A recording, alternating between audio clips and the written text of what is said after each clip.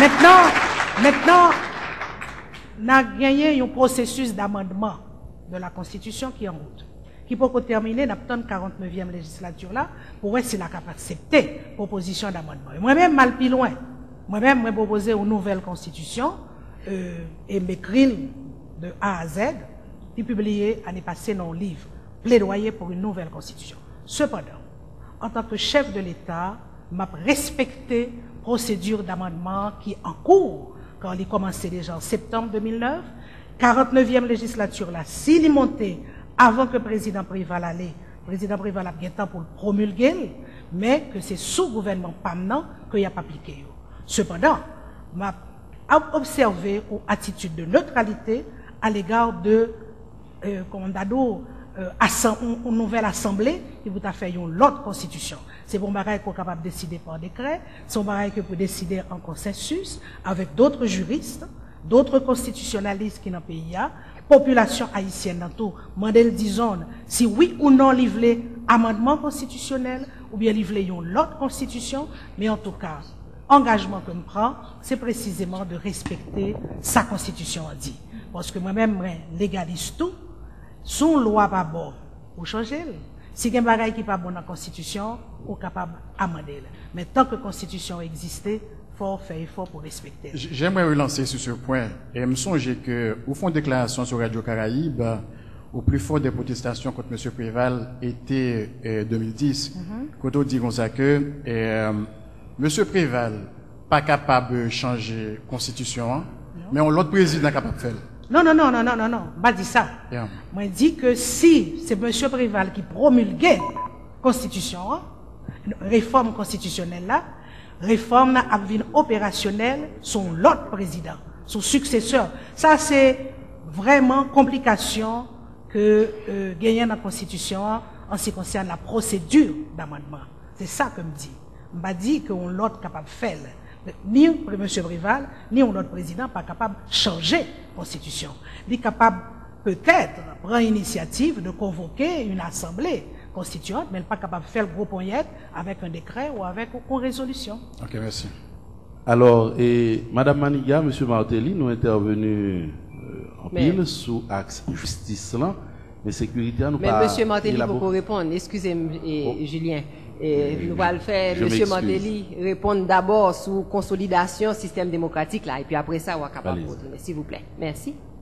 Oui, la question à Mme Maniga, c'était justement qui leur pensait au premier pouvoir. Mme Maniga dit que la première le 7 février normalement. Est-ce que l'enquête pour nous capable de retourner dans institutionnalisation démocratique, constitutionnalité, est-ce que vous pensez faire même bagarre avec ou du moins vous pensez continuer sur logique 14 mai? Justement, pour remettre le pays sur ses rails, m'a facilité toute bagarre, madame a fini le 7 février, mais encore une fois, c'est malheureux que leur tape écrit Constitution 87 là, n'a pas écrit bien. Et je crois que, encore une fois, nous victimes de ça, système fait nous. Et je dis à nous obliger dans cafouillage ça, parce que dans le fait dans la Constitution même, il y a un problème. Il dit au fois le 7 février, il y a 5 ans. Ça veut dire, si tu es monté 2 ans avant 18 mai, il faut aller. Si tu es monté, Jean Lien là, on ne pas monter le 14 mai. Vous avez dit, on va sortir le 14 mai parce que ça veut dire 5 ans. La Constitution dit 5 ans, date pour aller à 17 mai. Donc, un problème, un conflit. Et je crois que son résultante encore de monde qui travaille, les constitutionnalistes, les gens qui fait lieu. S'il vous plaît. Monsieur que Madame Maniga pas la donne, je ne dit. Vous êtes sûr de ça? Je ne dit que c'est lui-même. Mais encore, moi, Charles, mais encore, Madame Maniga est là. Mais encore, Madame Maniga est là, donc, même, elle était la Constitution, elle est au courant de lui. Ouais, il va faire, mais il était là, il était capable des conseils, ouais. Et il me débaille. Mon patron pas dit ça. Ah oui, certainement. Certainement me débaille. Ok. De toute façon, madame, c'est pas, m'bavler acculé ou. Moi-même. Oh, pas capable. Non, c'est pas.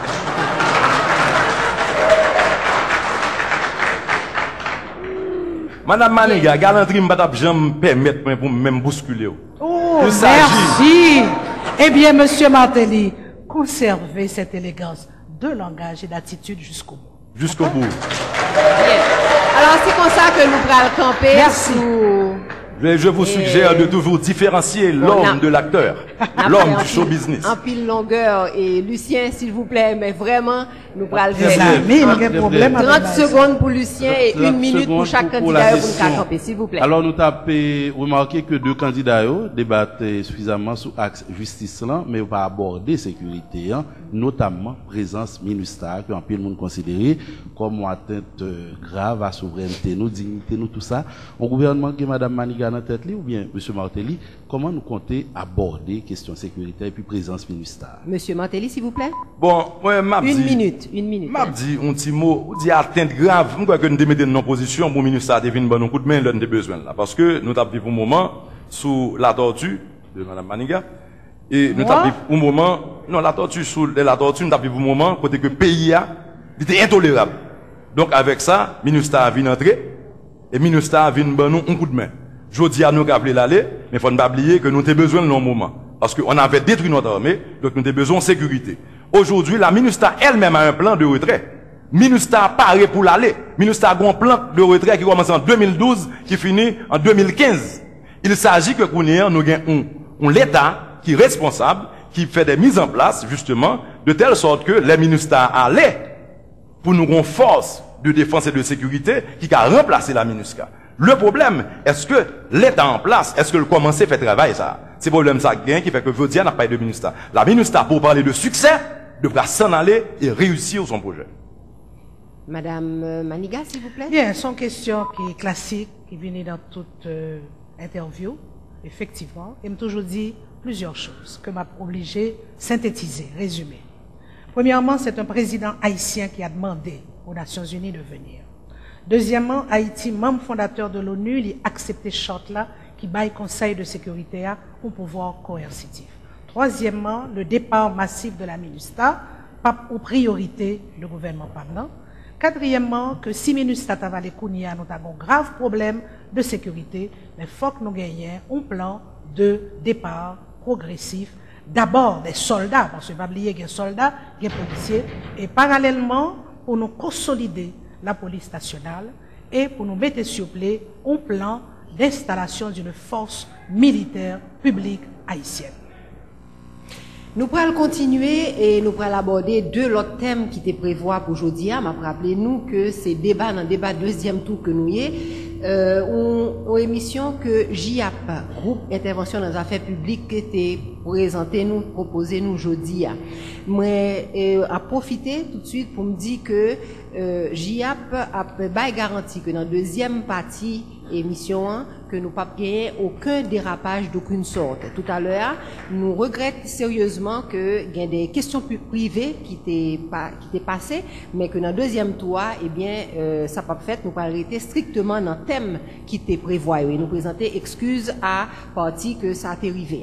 Maintenant, nous pourrons demander tout en pile fair play, une fois de plus, et nous demandé que tout le monde capable, et du côté de Madame Maniga, c'est-à-dire que dans le public là, et du côté de Monsieur Martelly, que tout le monde capable qu'il y ait même fair play, qui quand même restait sous scène. M'a rappelé nous sous scène nous qu'il y en pile fair play. Nous-mêmes alors qu'il y ait fair play de l'autre côté tout et pas oublier que applaudissements et réactions n'a quitté pour la fin côté que n'a nous au moins 1 minute pour nous ovationner candidat nous. Moi m'a profité tout d'entendre ça avant que nous reprenions le débat directement pour me rappeler à journalistes qui étaient répondre aimablement à l'invitation que nous avons lancée pour venir poser question, que donc nous parlons Québec strictement à thème qui prévoit.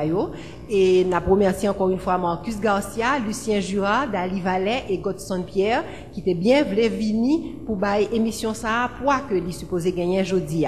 Nous avons rappelé tout que grâce à la collaboration Digicel ou même téléspectateurs ou même auditeurs qui suivent l'émission ça ou capable de participer par SMS.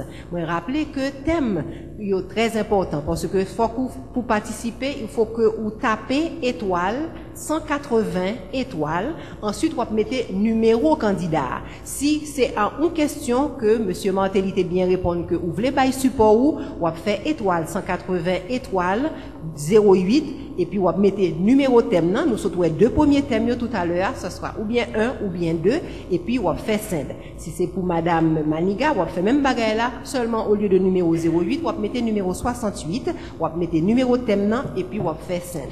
Mais espérez que nous sommes capables de participer parce que là très important pour nous-mêmes. Merci. Nous revenons à troisième thème qui était proposé pour aujourd'hui, en rappelant que nous avons les mesures d'urgence pour les 100 premiers jours. Nous parlions un peu de sécurité, de justice et de sécurité publique. Et là, nous allons aborder un autre thème qui a tout autant de poids, qui c'est la reconstruction du pays.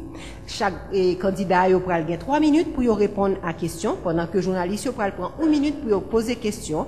Et chaque monde va gagner un droit de réponse de 1 minute après, avec une relance chaque monde.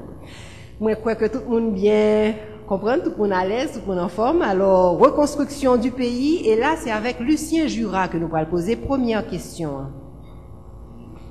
Et Madame Maniga, je dis un rêve tout haïtien, c'est que nous t'avons sorti dans l'état paria pour nous avoir dans l'état qui tourne vers la modernité avec bonne infrastructure, belle route, bel aéroport, port, installations sportives, culturelles, tout ça. Qui engagement nous capables de prendre là devant le peuple haïtien? Je dis que au terme de mandat, le peuple a besoin de satisfaction dans ce sens et comment nous pourrons harmoniser le plan nous gagner dans niveau ça avec ces IRH là qui sont héritage nous pas participer là-dedans mais que nous venons joindre. Bien, Madame Maniga, s'il vous plaît, 3 minutes. Bien. Effectivement, c'est une section qui est extrêmement importante, qui a une dimension technique, professionnelle là-dedans, mais qui a pour le tout avec vision que nous gagnons pour le développement pays. Tout d'abord, nous avons peut-être taquiné mon gap, je ne vais pas dire reconstruction du pays, je vais dire reconstruction des villes détruites.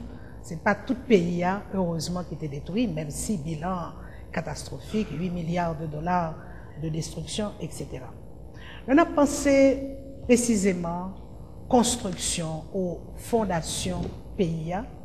Nous pensons d'abord au physique, infrastructure physique, comme on dit, port, aéroport, etc., route dans le pays. Mais il faut que nous pensions tout à une sorte de refondation économique, même quoi que un thème qui est spécial sur ça, et refondation, je ne pas aimer que je dis l'être haïtien. Être haïtien, ça va dire rien. Nous, en pile, nous 9 millions, et chaque monde gagne identité pali, mais cependant, nous concevoir en termes de mobilisation de la nation. Nous avons parlé de la nation haïtienne. Mais en ce qui concerne la vision, nous sommes capables de dire c'est pour nous poser un certain nombre de questions. Comment nous allons le faire? Pour qui monde nous allons le faire? Avec qui moyens nous allons le faire? Et nous sommes capables de gagner un chronogramme de résultats anticipés. Évidemment, gagner des événements qui sont capables d'arriver, qui fait que plan qu'on gagne est capable de contrarier.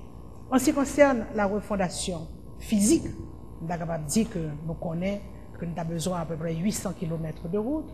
Nous connaissons que port de Port-au-Prince a absorbé 80% du trafic maritime. Il faut que nous aménagions port qui ouvre sur le commerce extérieur, mais cependant avec une exigence, que recettes portuaires yo servi à l'État.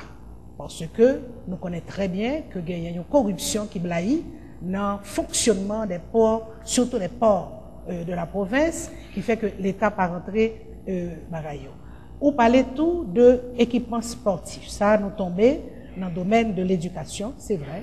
Éducation, faut que l'esprit, faut que tout corps timounio et infrastructure sportive, nous avons besoin de ça tout, il n'y a pas de doute. Ensuite, nous sommes capables de dire avec quels moyens. Moyens, c'est les moyens de l'État.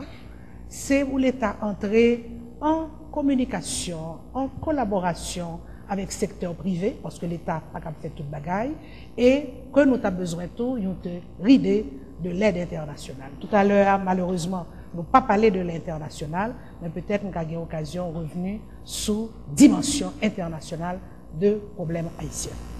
Bien, merci Madame Maniga. Monsieur Martelly, sur la question de la reconstruction, s'il vous plaît. Je vais répondre tout de suite à la question, juste une petite note, rectification.